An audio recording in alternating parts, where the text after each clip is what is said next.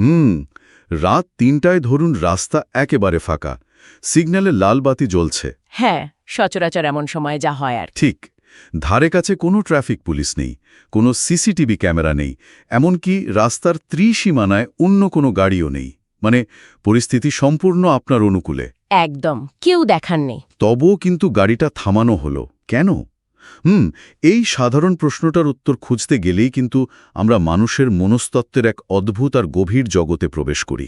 খুবই চমৎকার একটা পয়েন্ট দিয়ে শুরু করলেন। ধন্যবাদ। আর আজকের এই গভীর বিশ্লেষণে আমরা ঠিক এমনই একটা বিষয় নিয়ে আলোচনা করতে যাচ্ছি। আমাদের হাতে আজ একটা বেশ প্রাচীন আর অত্যন্ত তাত্ত্বিক টেক্সট রয়েছে। হ্যাঁ, যেটা মূলত তাকওয়া নামের একটা ধারণাকে ব্যবচ্ছেদ করেছে। ঠিক তাই।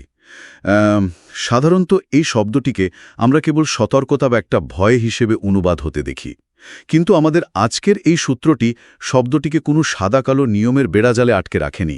না, মোটেও রাখেনি।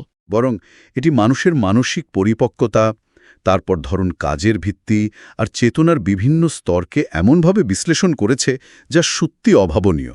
আজকের মিশন হল এই তাকওয়ার স্তরগুলোর গভীরে যাওয়া এবং এর পেছনের মনস্তাত্ত্বিক মেকানিজম বা পদ্ধতিটাকে বোঝা। ঠিক, চলুন বিষয়টি একটু বিশ্লেষণ করে দেখি। শুরুতেই ওই ট্রাফিক সিগন্যালের উদাহরণটা টেনে আনাটা কিন্তু দারুণ হয়েছে, কারণ এই টেক্সটের সবচেয়ে শক্তিশালী দিকই হল এটি তাকওয়াকে কোনো আইন বইয়ের শুষ্ক ধারা হিসেবে দেখায়নি। হ্যাঁ, মানে কোনো বাধ্যবাধকতার লিস্ট নয়। একদমই তাই। এটি মূলত মানুষের মানসিক ও আধ্যাত্মিক বিবর্তনের একটি স্পেকট্রাম বা বর্ণালী। মানুষ যখন কোনো নিয়ম মেনে চলে, মানে সে আসলে কি ভেবে নিয়মটা মানছে, তার ভেতরের মোটিভেশনটা কি, তাই তো? ঠিক, তার ভেতরে সেই মনস্তাত্ত্বিক যাত্রাটাকে এই টেক্সট ৩ ভাগে ভাগ করেছে। আচ্ছা, তো টেক্সটটি নিচ থেকে ওপরের দিকে একটি মানসিক যাত্রার গল্প বলছে আমাদের। সূত্র অনুযায়ী তাকওয়ার তৃতীয় বা সবচেয়ে নিচের স্তরটি হল সাধারণ জনগণের তাকওয়া। এর মূল কথা হল আগুন বা শাস্তির ভয়ে হারাম বা নিষিদ্ধ বিষয়গুলো পরিত্যাগ করা। মানে এখানে মূল চালিকা শক্তি হল কেবল ভয়। এখানে সবচেয়ে চমকপ্রদ বিষয়টা হল মনস্তত্ত্বটা খুব সহজ এবং বলা যায় বেশ আদিম। আদিম বলতে? মানে মানুষ স্বভাবতই নেতিবাচক পরিণতি বা কষ্ট এড়াতে চায়। একটা শিশু যেমন আগুনে হাত দেয় না কারণ সে জানে হাত পুড়লে ব্যথা লাগবে। আচ্ছা, হ্যাঁ। ঠিক তেমনি এই সাধারণ স্তরের মানুষ অপরাধ বা নিষিদ্ধ কাজ থেকে দূরে থাকে কেবল শাস্তির হাত থেকে বাঁচার জন্য। মানে শুধু নেতিবাচক পরিণতিটা ঠেকানোর জন্য। ঠিক তাই। এখানে নিয়মের প্রতি কোনো গভীর ভালোবাসা বা শ্রদ্ধাবোধ নেই, আছে কেবল একটা শাস্তি এড়ানোর প্রবৃত্তি। কিন্তু এই ভয়ের উপর ভিত্তি করে চলাটা তো খুব একটা টেকসই কিছু বলে মনে হয় না। কেন মনে হচ্ছে না? কারণ ধরুন যখনই শাস্তির ভয় থাকবে না, অথবা কেউ যখন মনে করবে সে শাস্তি এড়িয়ে পার পেয়ে যেতে পারে, তখনই তো সে নিয়ম ভাঙবে। একদম মোক্ষম একটা পয়েন্ট ধরেছেন। যেমনটা ওই ফাঁকা রাস্তায় ট্রাফিক পুলিশ না থাকলে অনেকেই সিগন্যাল অমান্য করে চলে যায়। হ্যাঁ, ভয় একটা শক্তিশালী প্রাথমিক প্রতিরোধক হতে পারে ঠিকই, কিন্তু এটি মানুষের মনস্তত্ত্বের সর্বোচ্চ বা চূড়ান্ত অনুপ্রেরণা কখনো হতে পারে না। তা তো বটেই। ভয়ের ওপর ভিত্তি করে যে নৈতিকতা তৈরি হয় তা কিন্তু খুবই ভঙ্গুর, আর ঠিক এই জায়গাটাতেই টেক্সটটি আমাদের দ্বিতীয় স্তরে নিয়ে যায়। দ্বিতীয় স্তরটা তাহলে কি? এটি হলো উচ্চ শ্রেণীর লোকদের তাকওয়া। এখানে আর কেবল শাস্তির ভয় কাজ করে না। আচ্ছা। এই স্তরের মূল কথা হল পরম স্রষ্টার বিষয়ে তাকওয়া, অর্থাৎ যিনি সৃষ্টা তার প্রতি এক ধরনের গভীর শ্রদ্ধাবোধ বা রেভারেন্স থাকে, আর সেই রেভারেন্স থেকে সব ধরনের সন্দেহপূর্ণ বিষয় এবং হারাম সম্পূর্ণ পরিত্যাগ করা হয়। ওয়াও, এটা তো একটা বিশাল বড় মানসিক লাফ বা সাইকোলজিক্যাল লিপ। একদম তাই। মানে প্রথম স্তরে মানুষ শুধু স্পষ্ট অপরাধ থেকে বাঁচতে চাইছিল শাস্তির ভয়ে, আর দ্বিতীয় স্তরে এসে সে শুধু অপরাধই ছাড়ছে না, বরং যেখানে অপরাধ হওয়ার সামান্যতম সম্ভাবনা বা সন্দেহ আছে সেখান থেকেও নিজেকে গুটিয়ে নিচ্ছে। ঠিক। কিন্তু আমার প্রশ্ন হল, এই লাফটা মানুষ দেয় কিভাবে? শুধু ভয় থেকে হঠাৎ করে শ্রদ্ধাবোধ এবং এত সূক্ষ্ম সতর্কতায় মানুষ পৌঁছায় কি করে? এই পৌঁছানোর প্রক্রিয়াটাই হলো জ্ঞান এবং উপলব্ধির সম্প্রসারণ। একটু খুলে বলবেন। মানুষ যখন বুঝতে শুরু করে যে নিয়মগুলো কেবল তাকে শাস্তি দেওয়ার জন্য তৈরি হয়নি, বরং এর ভেতরে একটা বৃহত্তর কল্যাণ লুকিয়ে আছে, তখন তার দৃষ্টিভঙ্গিটা বদলাতে শুরু করে। ও, বুঝতে পারছি। সে তখন আর ওই নিয়ম ভাঙার ফাঁকফোকর খোঁজে না, সে সচেতনভাবে ধূসর বা সন্দেহজনক এলাকাগুলো এড়িয়ে চলে। কারণ সে সিস্টেমের প্রতি একটা লয়্যালটি বা আনুগত্য অনুভব করে। একদম। সে জানে সন্দেহজনক পথে পা বাড়ানো মানেই নিজের নৈতিক স্খলনের ঝুঁকি তৈরি করা। দারুণ। এরপর আসে প্রথম স্তর, যাকে টেক্সট বলছে সর্বোচ্চ স্থানীয় ব্যক্তিদের তাকওয়া। হ্যাঁ, তো এর সংজ্ঞাটা পড়ে আমি আসলে বেশ অবাক হয়েছি। এখানে বলা হচ্ছে এটি হলো সরাসরি পরম সত্তার উপর নির্ভর করা। এর অর্থ হচ্ছে পরস্পর বিরোধী বিষয়গুলো এবং সামান্যতম সন্দেহকে পুরোপুরি পরিত্যাগ করা। এখন আমার এখানে একটা বড় খটকা লাগছে। কি রকম খটকা? মানে ভয় তো মানুষের একটা আদিম সার্ভাইভাল টুল বা টিকে থাকার হাতিয়ার, তাই না? হ্যাঁ, অবশ্যই। তাহলে সর্বোচ্চ স্তরে গিয়ে পুরোপুরি ভয়শূন্য হয়ে এক ধরনের নিঃশর্ত নির্ভরতায় পৌঁছানোটা কি মানুষের জন্য অবাস্তব বা ক্ষেত্রবিশেষে বিপজ্জনক নয়? খটকা লাগাটা খুব স্বাভাবিক, কারণ আমরা ভয়কে সবসময় নেতিবাচক হিসেবে দেখি না, মাঝে মাঝে আত্মরক্ষার ঢাল হিসেবেও দেখি। ঠিক। কিন্তু এই প্রথম স্তরের নির্ভরতা মানেই কিন্তু এই নয় যে মানুষটি বিপদ সম্পর্কে অন্ধ বা বোকা হয়ে গেছেন। তাহলে বিষয়টা কি দাঁড়াচ্ছে? বরং এখানে ভয়ের উৎসটা সম্পূর্ণ পাল্টে যায়। সাধারণ মানুষ আগুনকে ভয় পায়, কিন্তু এই সর্বোচ্চ স্তরের মানুষটি জানেন যে আগুনেরও নিজস্ব কোনো ক্ষমতা নেই যদি না মূল নিয়ন্তা বা সৃষ্টা তাকে সেই ক্ষমতা দেন।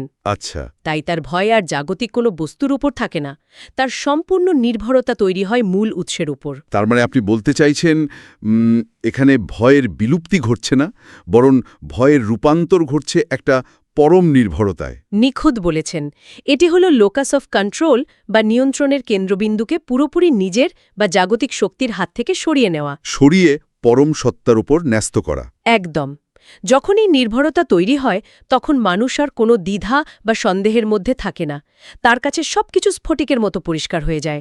তিনি সামান্যতম সন্দেহজনক বিষয়কেও অবলীলায় এড়িয়ে যেতে পারেন, কারণ তার ভেতরে আর কোনো হারানোর ভয় বা পাওয়ার লোভ কাজ করে না।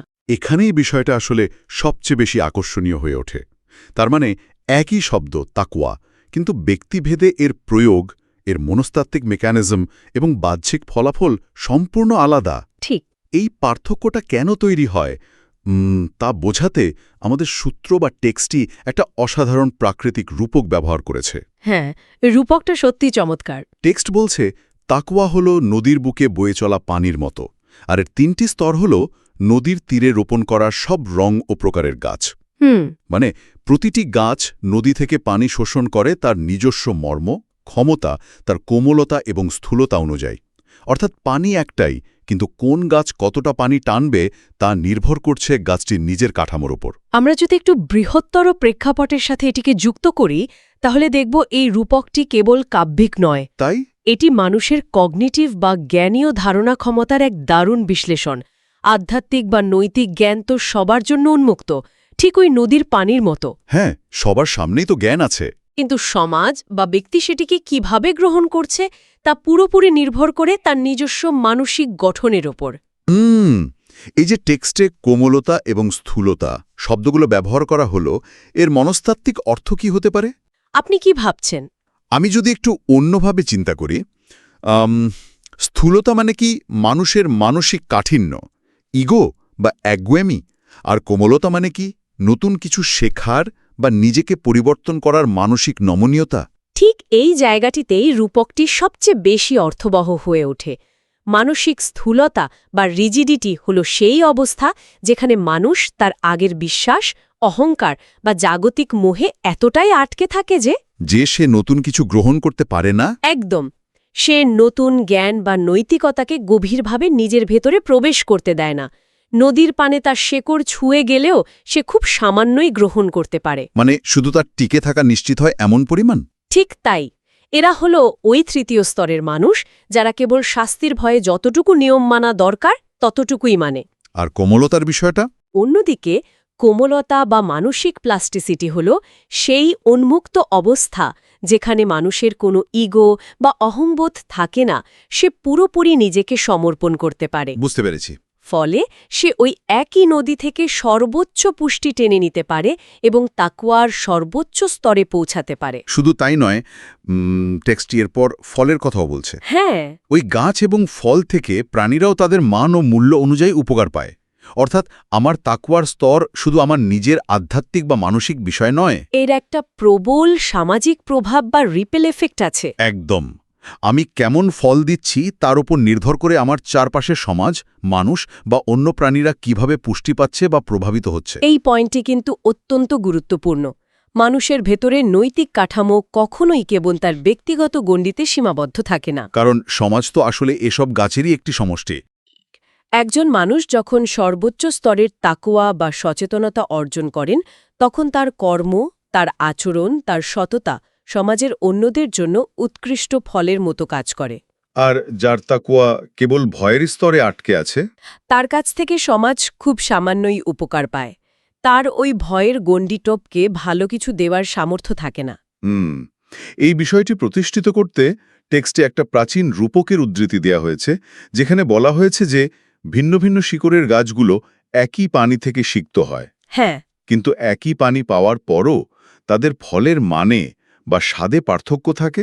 আমরা প্রায়শই তো অভিযোগ করি যে একই প্রাতিষ্ঠানিক শিক্ষা, একই পরিবেশ বা একই নিয়মকানুন কেন সমাজের সব মানুষের মধ্যে সমান ইতিবাচক পরিবর্তন আনে না। হ্যাঁ, এটা তো একটা কমন প্রশ্ন।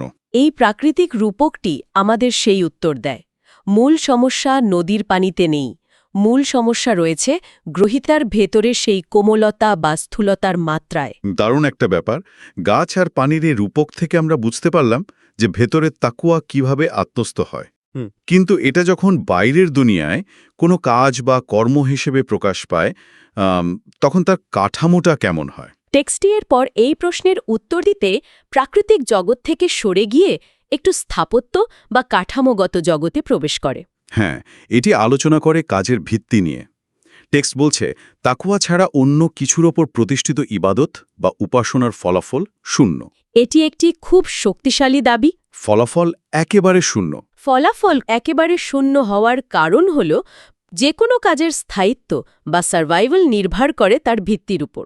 ভিত্তি যদি দুর্বল হয়, তবে বাইরের কাঠামো যতই চাকচিক্যময় হোক না কেন তার টিকবে না। এই বিষয়টিকে বোঝানোর জন্য টেক্সটে একটি দারুণ উপমা দেওয়া হয়েছে। একটা প্রশ্ন রাখা হয়েছে যে সেই কাজ কি উত্তম, যার ভিত্তি আল্লাহ ভীতি ও সন্তুষ্টির উপর স্থাপিত, নাকি সেই কাজ যা একটা ভঙ্গুর ফাঁপা তীরের ওপর স্থাপিত, যা তাকে নিয়ে ভেঙে পড়ে। একদম। আমি যখন এই লাইনটি পড়ছিলাম তখন আমার মাথায় আধুনিক প্রযুক্তির একটা উপমা আসছিল। কী রকম? এটা কি এমন কোনো সফটওয়্যার সিস্টেমের মতো যার কোর আর্কিটেকচার বা মূল কোডিংয়ে মারাত্মক ভুল আছে? হ্যাঁ, বলা যায়। মানে সাধারণ সময়ে যখন কোনো চাপ থাকে না, তখন এই সফটওয়্যারটি খুব সুন্দর রান করে বা চলে। কিন্তু যখনই একটা স্ট্রেস টেস্ট করা হয় বা সিস্টেমে বড় কোনো ক্রাইসিস আসে, তখন পুরো কাঠামোটা মুহূর্তের মধ্যে ক্র্যাশ করে। এটি কিন্তু বর্তমান সময়ের সাথে দারুণ একটা তুলনা। ওই যে টেক্সটের ফাঁপা তীর বা ধসে যাওয়া কিনারার মানেই হল এমন ভিত্তি যার ভেতরে কোনো সারবত্তা নেই। তো বাস্তব জীবনে এই ফাঁপা ভিত্তিগুলো আসলে কি?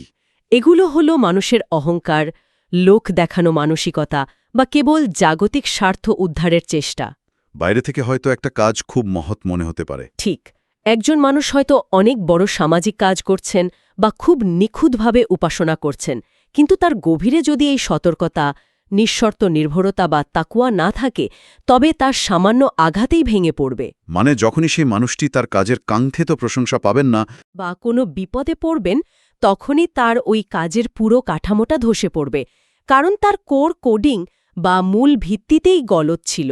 আর ঠিক এই জায়গাটাতেই টেক্সটটি আমাদের একটি চূড়ান্ত সংজ্ঞার মুখোমুখি দাঁড় করায়। তাকওয়ার এই ব্যাখ্যাটি সত্যি বলতে আমাকে বেশ ভাবিয়েছে। সংজ্ঞাটি কি ছিল?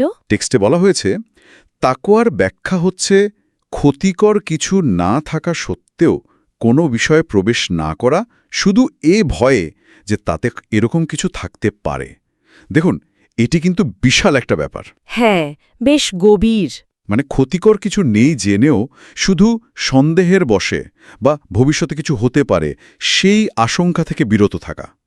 আধুনিক যুগে আমরা যাকে বলতে পারি এক ধরনের চরম মাত্রার হাইপার ভিজিলেন্স বা অতি সতর্কতা। এটি কিন্তু একটা বেশ গুরুত্বপূর্ণ প্রশ্নের জন্ম দেয়, কারণ সংজ্ঞাটি প্রথম দেখা একটু চরমপন্থী বা এক্সট্রিম মনে হতেই পারে। ঠিক তাই।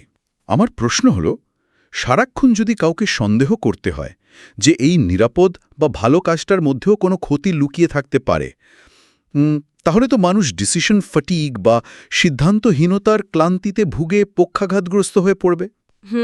সে তো জীবনে কোনো সিদ্ধান্তই নিতে পারবে না। আমি যদি ঘর থেকে বেরোহার আগেই ভাবতে থাকি যে রাস্তায় হাঁটলেও আমার কোনো ক্ষতি হতে পারে, তাহলে তো আমি ঘর থেকেই বেরোবো না। একদম বাস্তব একটা আশঙ্কা। তো এই অতি সতর্কতা কি একজন মানুষকে কর্মহীন করে তোলে না? এই প্রশ্নটা আসাটাই সবচেয়ে যৌক্তিক। আধুনিক মনস্তত্ত্বে আমরা যাকে অ্যাংজাইটি বা পক্ষাঘাতগ্রস্ত করে দেওয়া দুশ্চিন্তা বলি, তার সাথে এই ধারণার একটা সংঘাত মনে হতে পারে। হ্যাঁ, আমার তো তেমনই মনে হচ্ছিল। আপনি যে ডিসিশন ফটিগের কথা বললেন, সেটা ঘটে যখন মানুষের মস্তিষ্ক প্রতিটি ছোট ছোট বিষয়কে নতুন থ্রেট বা হুমকি হিসেবে প্রসেস করে। রাইট।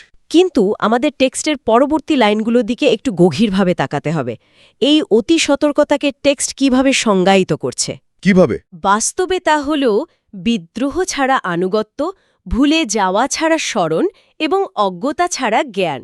এই যে বলা হলো অজ্ঞতা ছাড়া জ্ঞান বা ভুলে যাওয়া ছাড়া স্মরণ, শব্দগুলো শুনতে গভীর দার্শনিক মনে হচ্ছে, কিন্তু বাস্তবের প্রায়োগিক অর্থ কি? এটি কিভাবে ওই ডিসিশন ফেটিক থেকে মানুষকে বাঁচায়? মনস্তত্ত্বের ভাষায় একে বলা যায় আনকনশিয়াস কম্পিটেন্স বা অবচেতন স্তরের দক্ষতা। আচ্ছা। আর আধ্যাত্মিক ভাষায় এটি হল একটি নিরবিচ্ছিন্ন সচেতন অবস্থা বা কন্টিনিউয়াস মাইন্ডফুলনেস। আপনি যে পক্ষাঘাতগ্রস্ত হওয়ার কথা বলছিলেন, সেটি ঘটে যখন মানুষের মনে অজ্ঞতাপ্রসূত ভীতি বা প্যানিক কাজ করে। হ্যাঁ, মানে না জানার ভয় থেকে। কিন্তু এখানে বলা হচ্ছে অজ্ঞতা ছাড়া জ্ঞান। উদাহরণস্বরূপ একজন গ্র্যান্ড মাস্টার দাবারুর কথা ভাবুন। আচ্ছা, ধরলাম। তিনি যখন বোর্ডে চাল দেন, তখন তিনি প্রতিটি ঘটির হাজারটা নেতিবাচক সম্ভাবনা নিয়ে দুশ্চিন্তা করে পক্ষাঘাতগ্রস্ত হয়ে পড়েন না। তা ঠিক, ওনারা তো বেশ দ্রুতই চাল দেন। তার মস্তিষ্কে ওই পুরো বোর্ডের ম্যাপটা এতই পরিষ্কার থাকে যে তিনি সাবলীলভাবে সম্ভাব্য সব ক্ষতিকর চালগুলো এড়িয়ে যান। তার এই এড়িয়ে যাওয়াটা কোনো ভীতির কারণে নয়, বরং তার নিখুঁত জ্ঞানের কারণে। বাহ, এই দৃষ্টিকোণটা সত্যি অসাধারণ। তার মানে যিনি সর্বোচ্চ স্তরের তাকওয়ার অধিকারী, তিনি অজ্ঞতার অন্ধকারে ভয় কুঁকড়ে থাকেন না। মোটেও না। তিনি কোনো মানসিক ক্লান্তিতেও ভোগেন না, বরং তিনি জ্ঞানের আলোতে এতই স্পষ্ট দেখতে পান যে তিনি জানেন ঠিক কোন জায়গায় পা ফেললে পিছলে যাওয়ার বা নৈতিক স্খলনের সামান্যতম সম্ভাবনা আছে। একদম। এটি কোনো প্যারালাইসিস বা পক্ষাঘাত নয়, এটি হলো চরম পর্যায়ের আত্মনিয়ন্ত্রণ এবং মাস্টারি। ঠিক ধরেছেন। এটি হল মরাল ফ্লো স্টেট বা নৈতিকতার এমন এক প্রবাহমান অবস্থা যেখানে সঠিক সিদ্ধান্ত নেওয়াটা মানুষের স্বভাবে পরিণত হয়। দারুণ। আর ওই যে একটু আগে ফাঁপা তীরের ওপর ভিত্তি গড়ার কথা আলোচনা হলো, তার সাথেই এই সংজ্ঞার গভীর যোগসূত্র রয়েছে। কিরকম যোগসূত্র? যখন আপনার ভিত্তি অজ্ঞতা ছাড়া জ্ঞান এবং ভুলে যাওয়া ছাড়া স্মরণ এর উপর স্থাপিত হয়, তখন সেই ভিত্তি এতটাই নিরেট এবং মজবুত হয় যে তা কখনো ধসে পড়ে না। মানে কোনো ক্রাইসিসই সেটা ভাঙতে পারে না। ঠিক। আপনি প্রতিটি কাজ করছেন পূর্ণ সচেতনতার সাথে। সেখানে কোনো অন্ধ আবেগ বা অযৌক্তিক ভয়ের জায়গা নেই। এই পুরো আলোচনাটা আমাদের চিন্তার জগৎকে বেশ নাড়া দেয়। আমরা শুরু করেছিলাম তাকওয়ার স্তর দিয়ে, দেখলাম কিভাবে তা সাধারণ ভীতি থেকে শুরু করে শ্রদ্ধা এবং অবশেষে পরম নির্ভরতায় রূপ নেয়। হ্যাঁ। তারপর দেখলাম নদী ও গাছের রূপক, যা বোঝালো আমাদের মানসিক গঠন বা কোমলতা কিভাবে আমাদের জ্ঞান ধারণের ক্ষমতাকে নিয়ন্ত্রণ করে। আর সবশেষে আমরা দেখলাম ভিত্তির দৃঢ়তা এবং নিরববিচ্ছিন্ন সচেতনতার ধারণা। একদম ঠিক। তাহলে এই সবকিছু চূড়ান্ত অর্থ আসলে কি দাঁড়াচ্ছে? চূড়ান্ত নির্যাস হল তাকওয়া কেবল কিছু বাহ্যিক নিয়ম মানার তালিকা বা যান্ত্রিক কোনো রিচুয়াল নয়। মানে স্রেফ একটা চেকলিস্ট নয়। সর্বোচ্চ শিখর। এটি একটি মানসিক বিবর্তন। আচ্ছা। মানুষ তার আদিম ভীতি থেকে ক্রমশ আত্মিক পরিশুদ্ধির মাধ্যমে এমন এক স্তরে পৌঁছায় যেখানে তার সমস্ত কাজ একটি নিঃশর্ত নির্ভরতা এবং ভালোবাসায় রূপান্তরিত হয়। আর এই গভীর সচেতনতাই হলো মানুষের প্রতিটি কর্মের সবচেয়ে শক্ত ভিত্তি, যা কোনো ক্রাইসিসে ভেঙে পড়ে না। ঠিক। আর দৈনন্দিন জীবনে এই দর্শনের প্রয়োগ কিন্তু অসীম। আমরা শুধু আধ্যাত্মিক দৃষ্টিকোণ থেকে নয়, বরং জীবনের প্রতিটি ক্ষেত্রেই এর প্রতিফলন ঘটাতে পারি। হ্যাঁ, যে কোনো সিদ্ধান্ত গ্রহণের ক্ষেত্রে। যেমন ধরুন কেরিয়ারে কোনো গুরুত্বপূর্ণ সিদ্ধান্ত নেওয়া, ব্যবসায়িক চুক্তি করা কিংবা ব্যক্তিগত সম্পর্কের ক্ষেত্রে কাজের ভিত্তি যদি কেবল সাময়িক লাভ, ইগো বা ফাঁপা তীরের ওপর হয়, তবে প্রথম আঘাতেই তা ধসে পড়বে। ঠিক তাই। কিন্তু যদি এই সতর্কতা স্তরগুলো মেনে চলা যায়, ক্ষতিকর কিছু এড়িয়ে যাওয়ার সেই নিরবচ্ছিন্ন জ্ঞান অর্জন করা যায়, তবে ভিত্তি হবে পাথরের মতো মজবুত। একদম। এটি আমাদের শেখায় কিভাবে প্রতিটি পদক্ষেপে অন্ধ আবেগ বা ভয়ে দাস না হয়ে বরং সজাগ দৃষ্টি নিয়ে চলতে হয়। এটি মানুষকে নিজের কাজের প্রতি চরম মাত্রায় দায়িত্বশীল করে তোলে। আজকের এই দীর্ঘ এবং চমৎকার আলোচনা শেষ করার আগে একটি নির্দিষ্ট বিষয় নিয়ে নতুন করে ভাবার সুযোগ তৈরি হয়েছে। বিষয়টা কি? টেক্সটে তাকওয়ার চূড়ান্ত স্তরের একটা বৈশিষ্ট্য বলা হয়েছে অজ্ঞতা ছাড়া জ্ঞান বা সম্পূর্ণ স্পষ্টতা। কিন্তু বর্তমান যুগের দিকে তাকালে আমরা এক অদ্ভুত পরিস্থিতির সম্মুখীন হই। আমরা বাস করছি তথ্যের মহাসমুদ্রে বা ইনফরমেশন এজে। প্রতিটি মুহূর্তে আমাদের মস্তিষ্কে হাজার হাজার নতুন তথ্য, নতুন ডেটা এসে পড়ছে। যাকে আধুনিক পরিভাষায় আমরা ইনফরমেশন ওভারলোড বা তথ্যের আধিক্য বলি। ঠিক। তো যারা শুনছেন তাদের মনে হয়তো এই প্রশ্নটি জাগতে পারে, এই তথ্যের আধিক্য কি আমাদের জন্য সেই অজ্ঞতা ছাড়া জ্ঞান অর্জন করাকে সহজ করে দিচ্ছে, নাকি উল্টোটা হচ্ছে? হ্যাঁ, নাকি এত বেশি পরস্পর বিরোধী তথ্য আমাদের চারপাশে প্রতিনিয়ত এত বেশি নতুন সন্দেহের জন্ম দিচ্ছে, এত বেশি ধূসর বা গ্রে এরিয়া তৈরি করছে যে এই আধুনিক যুগে তাকওয়ার ওই প্রথম বা সর্বোচ্চ স্তরটি অর্জন করা প্রায় অসম্ভব হয়ে উঠেছে? এটা কিন্তু দারুণ একটা প্রশ্ন। আমরা কি আসলেই এখন ওই গাছের মতো বুঝতে পারি যে কোন পানিটুকু আমাদের জন্য দরকার, নাকি আমরা সবাই কেবল তথ্যের বন্যায় খড়কুটোর মতো ভাসছি এবং আমাদের সেই আত্মনিয়ন্ত্রণ হারিয়ে ফেলছি? এটি আসলেই সমাজবিজ্ঞান এবং মনস্তত্ত্বের আলোকে গভীরভাবে চিন্তা করার মতো একটি বিশাল দার্শনিক প্রশ্ন। তথ্যের সহজলভ্যতা কি আমাদের প্রকৃত জ্ঞান দিচ্ছে, নাকি আমাদের আরও বেশি বিভ্রান্তির অন্ধকারে ঠেলে দিচ্ছে, তা সত্যি ভেবে দেখার সময় এসেছে। আমাদের প্রত্যেকেরই ভেবে দেখা উচিত যে হাজারো তথ্যের ভিড়ে আমাদের নিজস্ব ভিত্তির শেকড়টা কতটুকু গভীরে পৌঁছাতে পেরেছে। শুরুতে যেমন বলেছিলাম, জীবন কোনো অঙ্কের মতো নিখুঁত সাদাকালো হিসাব নয়। একদমই না, এটা অনেক বেশি সূক্ষ্ম আর জটিল। আমাদের ভেতরের সিগন্যালে এখন কোন বাতিটি জ্বলছে? কেবল শাস্তির ভয়ের লাল বাতি, নাকি অজ্ঞতা ছাড়া জ্ঞানের সেই পূর্ণ সচেতনতার সবুজ বাতি? এই প্রশ্নটি আজ ভাবনার খোরাক হিসেবে রেখে যাচ্ছি। আজকের এই ডিপ ডাইভ আমরা এখানেই শেষ করছি। আগামীতে মানব মন ও জ্ঞানের এমন আরও চমৎকার কোনো বিষয় নিয়ে আমরা আবারও নতুন করে বিশ্লেষণের গভীরে তলিয়ে যাব।